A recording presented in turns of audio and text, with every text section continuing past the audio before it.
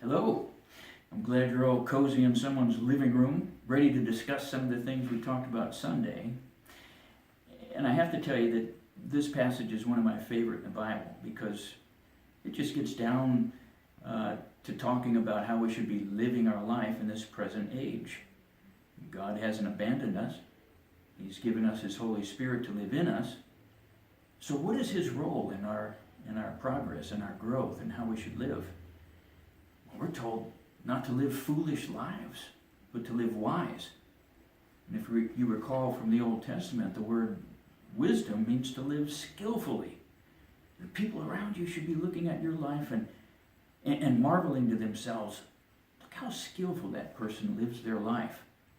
And the only way that will happen is if you're doing what we're told to do in this passage. And just to remind you, the illustration that he uses is not to be drunk on wine, but to be filled with the Holy Spirit. He uses drunkenness as an illustration of being controlled by a substance, allowing something to enter your system and then control your behavior. And that's exactly what happened when the Spirit of God came into your life, but you have a choice of whether or not you're going to allow Him to control your behavior and run your life.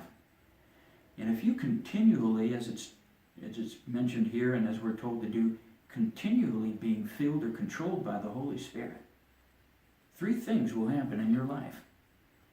You're going to be someone who is continually being renewed in your attitude, your inner self. And what happens when the song of your life changes? Sometimes you bust out into a new tune. You might be walking down the hallway singing a song, and that's exactly what we're told happens. And we're to speak to one another this way as we sing songs and make music in our hearts to the Lord. And by the way, that may be a good discussion you could have in your group as to the role of music in your life. Someone filled with the Spirit of God doesn't want to run those nasty things through their mind anymore that they used to. And a lot of that has to do with music. The second thing that happens is you're thankful. Boy, what's it like hanging around someone who's not thankful, who's complaining about things all the time? You may want to have a discussion in your group about that. What's it like to be influenced by people who always have a complaint? Are you that kind of person who knows how to be thankful in every circumstance? And you know what happens when you're filled with the Spirit of God? You find things to be thankful about that God's doing in your life and that you're seeing Him do around you. But the third thing I want to mention here is probably the most important, where we're told to submit ourselves to one another out of reverence for Christ. How much energy does it take to submit to somebody else, to lower yourself, and to serve them?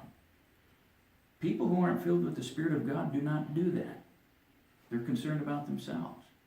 They're concerned about getting justice for themselves.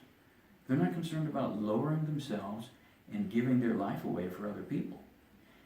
And so when you're filled with the Spirit of God, I think this is the most significant thing that you can talk about that happens in your life, because it drives the next three messages that I'm going to give. Foolproofing your marriage. That's exactly what comes next. When you learn how to submit yourself to one another, you learn how to love your mate. You learn how to give your life away to them. And the second message, the second thing that follows is parenting. How do you treat your kids? What's your goal for raising your kids? How are you going to parent? If you don't know how to submit yourself to one another and serve them and put their interest above your own, you're not going to lead them to Christ. You're not going to be the parent you need to be. And the third one has everything to do with work. Now we're told in the context of masters and slaves, has everything to do with how you do your work on the job. What kind of a boss are you?